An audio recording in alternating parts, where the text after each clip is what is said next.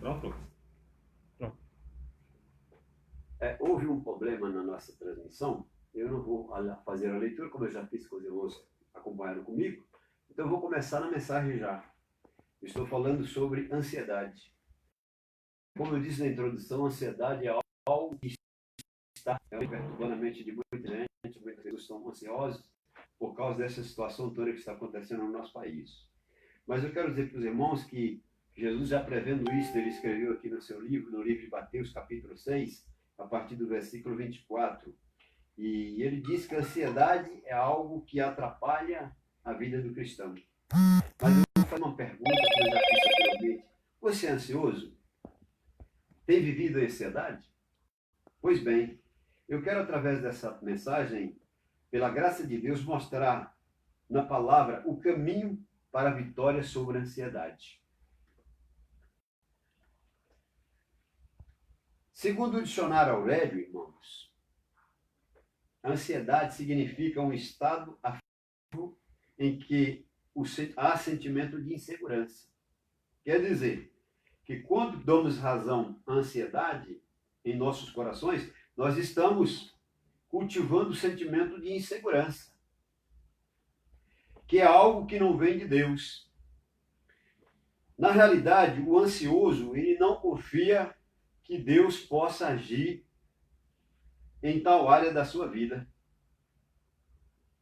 Ele cultiva a ansiedade em saber como será o seu casamento daqui a 20 anos, a ansiedade por um negócio que ainda não se concretizou, ansiedade por uma situação que estamos vivendo agora no momento, essa enfermidade, esse vírus que está atrapalhando o mundo inteiro.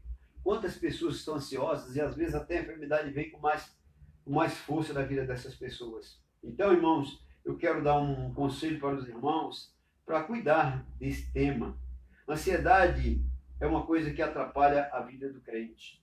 Em Mateus 6, 24, de 24 a 34, Jesus exorta os seus discípulos a não viverem ansiedade e não se preocuparem.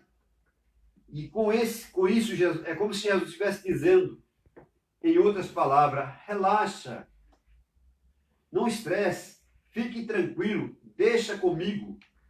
Irmãos, quando nós preocupamos, ou quando nós ficamos ansiosos com as coisas da vida, como a comida, a bebida, nós esquecemos das coisas de Deus. E quando nós focamos a nossa vida e direcionamos as nossas forças em buscar realizações pessoais de nossos desejos carnais, não fazemos a vontade de Deus, pois deixamos a ansiedade tomar conta da nossa vida. Ela atrapalha a vida cristã. Jesus procurou combater a ansiedade dos seus discípulos quando havia deixado tudo para segui-lo. Basta ver as inúmeras vezes que aparece a expressão não se preocupem. Só nesse texto 5 vezes. E o apóstolo Paulo, escrevendo em Romanos 8, 37, ele diz que nós somos mais do que vencedores em Cristo Jesus. Por isso, o tema da nossa meditação é vencendo a ansiedade. Porque na cruz, Jesus nos fez mais do que vencedores. E nos deu a vitória sobre todas as coisas. Em 1 Coríntios, capítulo 15, no versículo 57, também podemos ver isso. Vemos também Mateus 6, de 24 a 34, 3 estratégias claras para vencermos a ansiedade em nossas vidas. 3 estratégias. E eu quero falar da primeira. A primeira estratégia é optando em servir somente a Deus. Ao lermos o versículo 24, nós percebemos que há um conflito em servir a Deus e o dinheiro, que no grego significa mamon. Deus cultuado por muitos povos vizinhos do povo de Israel no período do Antigo Testamento.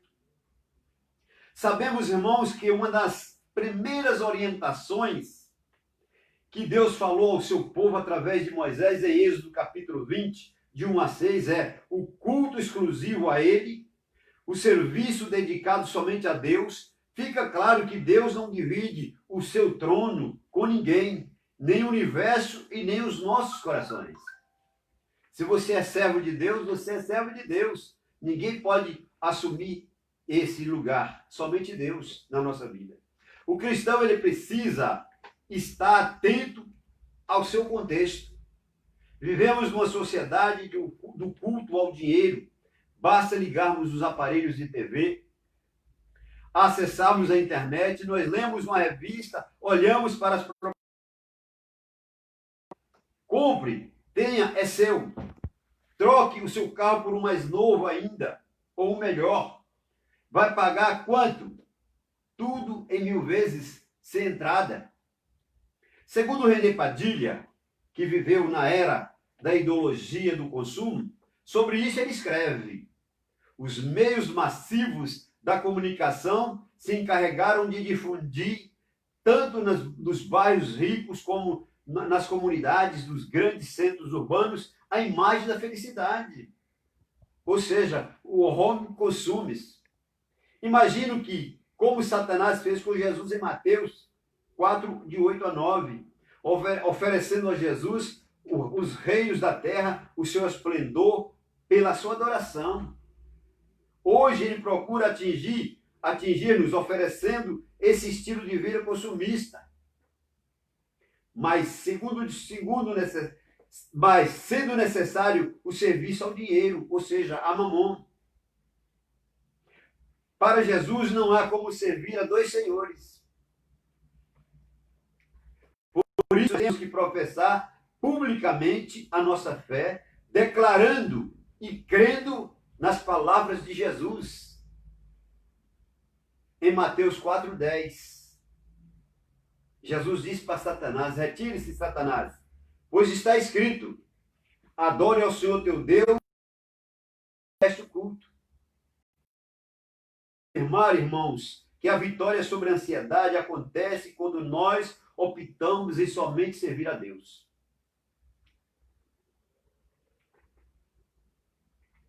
De viver segundo a sua vontade, seus princípios, suas ordenanças para nossas vidas.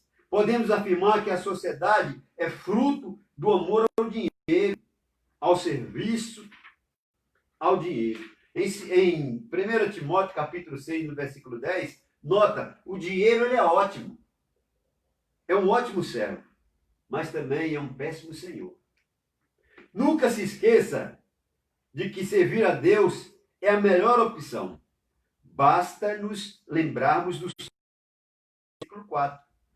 Ele diz: como é feliz o homem que põe a sua confiança no Senhor e não atrás dos orgulhosos, ou seja, dos idólatras, dos que se afastam para seguir Deus falsos.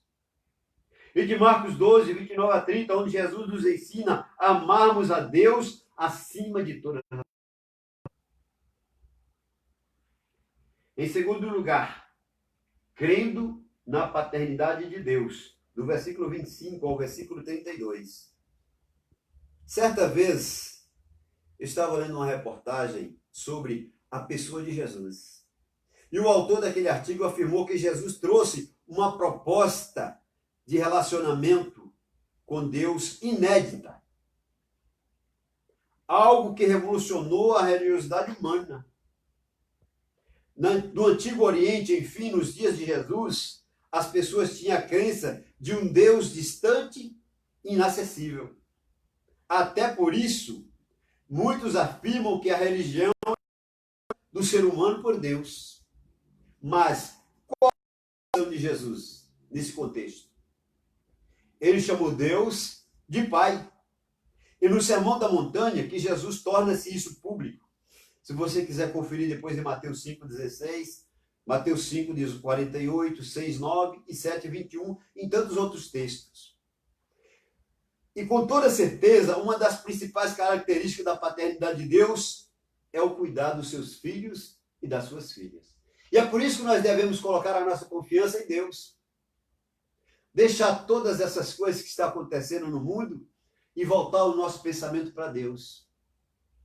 Bem que a gente está vendo muita coisa acontecer na internet, muitos pregadores, muitas pessoas que estão fazendo profecias, mas, na realidade, nós precisamos olhar para a palavra de Deus.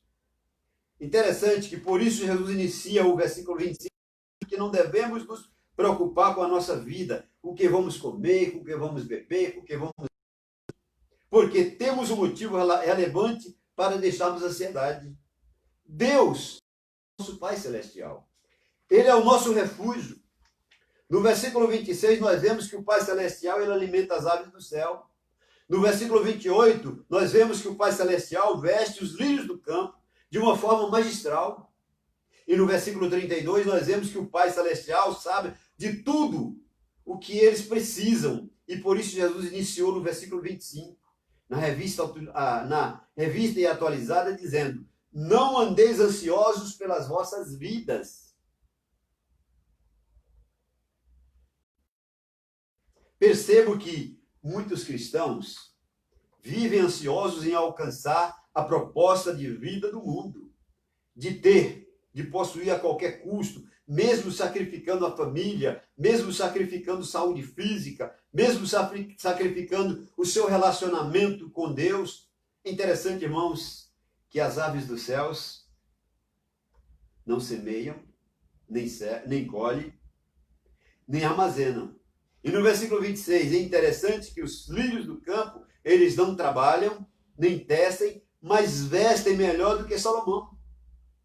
Olha o texto, no versículo 28 e 29, não pense que estamos pregando aqui que ninguém precisa mais trabalhar, que ninguém precisa mais de correr atrás dos seus objetivos. Não, estamos pregando que devemos confiar na provisão e no sustento do Pai Celestial. Quando eu afirmo que devemos crer na paternidade de Deus, é porque Jesus chama os seus discípulos de homens de pequena fé. No versículo 30. Sabemos que sem fé é impossível agradar a Deus. 11:6. Que a fé é a certeza de fatos que não se veem, de coisas que ainda não existem. Hebreus 11:1. Pela fé, temos que crer, pois que Jesus é quem vive sempre, que Jesus crê, pois que só Jesus é que nos dá o sustento, só Ele que nos dá a confiança. Quem vive sempre na ansiedade em busca das realizações terrenas é aquele que não crê. No versículo 31 e 32. Creia que nosso Pai Celestial nos abençoa com coisas boas. Mateus 7:11. Em terceiro e último lugar, irmãos, nas promessas de Deus. Versículo 33. Eu vou repetir com os irmãos. Mas buscar Deus e a sua justiça, e todas estas coisas vos serão acrescentadas. Certa vez um pastor pregou um sermão sobre a oração. E em certo momento ele disse que Deus responde às nossas orações em 3 maneiras. Primeiro ele diz sim. Segundo ele diz não. E terceiro ele manda esperar. Esperar nunca é fácil. Nunca é fácil esperar. Aguardar por algo sempre nos causa ansiedade, que é o que nós não queremos mais ter em nossas vidas. Esperar em Deus é sempre a melhor posição, pois o nosso Deus renova as nossas forças, ou seja, o nosso Deus renova as forças daquele que nele crê. Isaías 40:31, ele é o Deus que trabalha para aqueles que nele esperam. Isaías 64 e no Salmo 27:14, diz o salmista e nos exorta da seguinte maneira: esperei com paciência no Senhor. Ou seja, espere com paciência no Senhor, seja forte, corajoso, espera no Senhor, confia no Senhor. Todas essas coisas vão passar.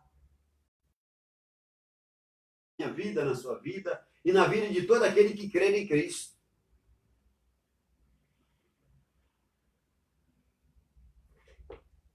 Mas a promessa de Deus, que encontramos em Mateus 6, 33 e 34, é de que Deus está suprindo todas as nossas necessidades. Se nós olharmos para a palavra de Deus como um todo, nós vamos perceber, irmãos, nós vamos perceber que todas as promessas requerem um compromisso.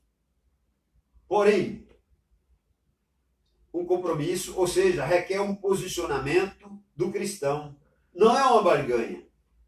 Porém, os que terão a provisão das suas necessidades por Deus buscam o reino de Deus em primeiro lugar. Que, para o apóstolo Paulo, não é comida e nem bebida, mas justiça, paz, alegria no Espírito Santo. Buscar a Deus em primeiro lugar é o remédio para combater a ansiedade. Se você está ansioso nesta noite, não se preocupe. Confie em Deus. Põe os seus joelhos no chão, ora, pede a Deus que lhe dê sabedoria para vencer essa etapa tão difícil. Buscar Deus em primeiro lugar é o remédio mais eficaz para combater a ansiedade. A pessoa que vive ansiosa, ela não tem tempo para buscar a Deus em primeiro lugar.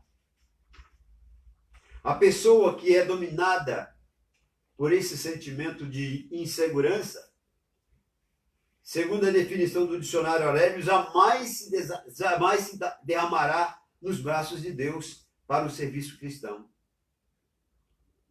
Completamente. Para viver a vida cristã em sua plenitude, não podemos esquecer, irmãos, não podemos esquecer que o grande diferencial da igreja, principalmente nos relatos do Novo Testamento, os cristãos sempre colocaram em primeiro lugar o reino de Deus e as suas vidas. Por isso Jesus diz no versículo 34, não devemos nos preocupar, ou seja, não devemos ficar ansiosos com o dia de amanhã. Ele nos exorta a vivermos o dia de hoje, pois se esperarmos as promessas de Deus, de que Ele suprirá as nossas necessidades, não teremos espaço em nossa vida para ansiedade. Da mesma forma que Ele alimenta as aves do céu, da mesma maneira que ele veste os lírios do campo e vê as suas necessidades, Ele estará suprindo a nossa, irmãos. É nesse sentido que o apóstolo Paulo também exorta os cristãos filipenses a não andarem ansiosos. Em Filipenses capítulo 4, versículos 6 e 7. Pelo contrário, eles são orientados a apresentarem a Deus, a esperarem em Deus, tendo seus corações cheios de paz, ou seja, cheios da paz de Deus, que excede a todo o entendimento humano. Os que esperam na promessa de Deus trocam a ansiedade pela paz de Deus. Eu quero concluir essa mensagem, irmãos, dizendo o seguinte: como vencer a ansiedade? Creio que se optarmos em servir somente a Deus, se cremos que Ele é o nosso Pai celestial, e se esperamos em suas promessas, com toda certeza teremos a vitória sobre a ansiedade. Algo que ficou claro em nosso coração aqui nesta noite é que viver a ansiedade é um pecado, pois demonstra a nossa falta de dependência e de confiança em Deus, no seu cuidado e provisão. Por isso que passamos às orientações do apóstolo Pedro, onde ele diz lá na sua primeira carta, no capítulo 5, no versículo 7, ele disse, lançando sobre ele toda a sua ansiedade, para que ele tenha cuidado de nós. Nós devemos a ansiedade. Às vezes o senhor pode pensar assim, eu sou crente, eu não sou ansioso. Não, nós temos de ansiedade, sim. Precisamos controlar isso, precisamos mudar isso na nossa vida. Nós precisamos colocar diante de Deus. O perigo que nós corremos é de pedir as coisas para Deus e depois querer resolver elas na nossa própria conta. Não, nós temos que colocar na mão de Deus e esperar nele. Que Deus nos abençoe e nos ajude a caminhar em vitória sobre a ansiedade e nos ajude a resistirmos a todas as propostas do estilo de vida consumista, vivendo uma vida simples que glorifique a Deus. Irmãos, você já é crente, você conhece Jesus, mas eu sei que tem muitas pessoas que estão nos ouvindo nesta noite e não tiveram a oportunidade de ter um encontro com Jesus. Mas eu quero te fazer uma pergunta nessa noite. Você crê que Jesus é o Filho de Deus? Você crê que Jesus pode lhe tirar o pecado que você vive? Se você tiver essa certeza, eu vou pedir para que você ore comigo agora. E eu vou fazer uma oração de pedido de perdão. Eu quero te pedir perdão, Senhor, porque é a tua palavra, mas eu preciso ter ela na minha vida. E eu quero pedir ao Senhor nesta noite que me abençoe e que me ajude a entender a tua palavra, compreender, ó Deus, como é viver na tua presença, como é viver diante do Senhor. Pai, me dê sabedoria, me dê entendimento da tua palavra. E eu quero nesta noite entregar minha vida. Eu quero pedir ao Senhor que perdoa todos os meus pecados e que me guia e deixa eu viver uma vida tranquila, uma vida na tua presença. Mesmo que as aflições venham, mesmo que elas venham consumir o meu estado físico humano, mas o Senhor estará comigo, como o Senhor esteve com Jó, como o Senhor esteve com Moisés, como o Senhor esteve com Abraão e tantos outros servos do Senhor. Pai, abençoa, Senhor, a vida desses que estão ouvindo nesta noite e dê uma oportunidade. Amém. Se você orou comigo nessa noite, você pode entrar em contato com nós através desse link e nós vamos estar te atendendo. Que Deus te abençoe e que os abençoe os irmãos. Que vocês tenham uma noite tranquila e confiem no Senhor. Amém? Amém. Antes da minha oração, eu vou passar a palavra para o irmão Lucas. Ele vai trazer aqui já é uma coisa mais para os membros da igreja. Ele vai trazer a palavrinha para os membros da igreja, tá bom? Irmão Lucas.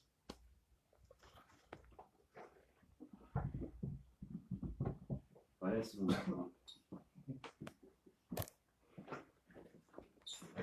Boa noite, amados irmãos. Deus abençoe a vida de cada um de vocês. Os irmãos viram aí, tivemos um probleminha com a internet, mas graças a Deus resolvemos e a palavra do nosso Deus foi falada aqui através do teu servo. Eu estou na ausência do irmão Oswaldo. O irmão Oswaldo, para quem não sabe, é o tesoureiro. E na ausência do irmão Oswaldo, eu estou aqui como vice-tesoureiro. E ele pediu para me passar um recado para a igreja.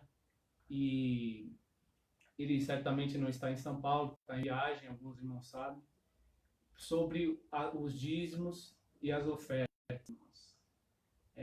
Sabemos que as portas da igreja estão fechadas e isso é uma coisa assim que ninguém esperava, né? Mas o Senhor permitiu. Então tem alguns que têm dificuldade em vir, em entregar e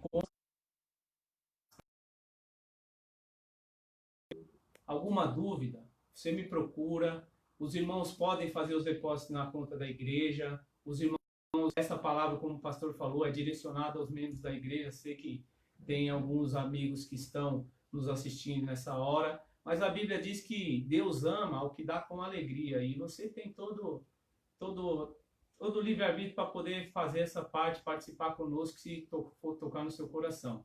Mas os membros da igreja, como estava falando, tem o envelope do dízimo, tem também a conta da igreja, tá bom, irmãos? Então, fica aí o meu pedido, né? Tá chegando no fim do mês agora, alguns irmãos já têm esse hábito de depositar na conta. Então, que os irmãos que tiverem dúvida, que não conseguirem também ir até o banco ou não tem acesso à internet, pode me mandar mensagem, a gente vê a melhor forma, a melhor maneira para a gente estar, assim, tendo esse privilégio de que é contribuir para a obra do Senhor, e é um privilégio que nós temos de louvar ao nosso Deus, tá bom? Esse é o meu recado, vou passar para o pastor. Boa noite.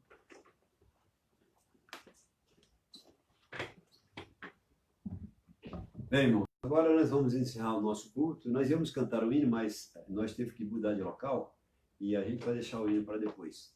Vamos terminar com uma oração e pedir aos muito firmes, atendendo esse pedido aí do nosso tesoureiro. Vai depender dos irmãos estar fazendo os depósitos na conta da igreja. Nós temos muitos compromissos, como os irmãos sabem. Temos missionários, temos o cuidado da igreja, a administração da igreja. Então, isso depende de cada um de nós. Nós somos servos do Senhor e sabemos qual é a nossa responsabilidade. Então, que Deus possa abençoar os irmãos, que os irmãos possam estar contribuindo com a obra do Senhor da maneira mais breve possível. Amém? Oremos. Senhor nosso Deus, nós somos gratos ao Senhor por essa oportunidade de poder estar aqui falando. Pedir ao Senhor, Deus, que abençoe, Pai, a cada família da tua igreja, a cada membro, cada pessoa, adulto, crianças, jovens, que o Senhor abençoe, Senhor, esse grupo.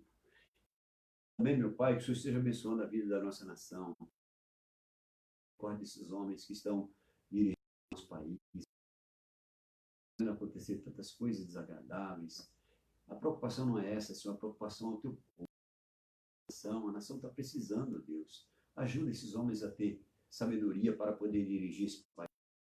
Abençoa o nosso presidente, abençoa os governadores, abençoa os prefeitos, vereadores, todos aqueles que estão na direção desse país, para que eles possam ter sabedoria, eles possam dirigir essa nação com toda a segurança. Sabemos, ó Pai, que o homem não pode fazer muito, mas o Senhor pode muito na vida desses homens.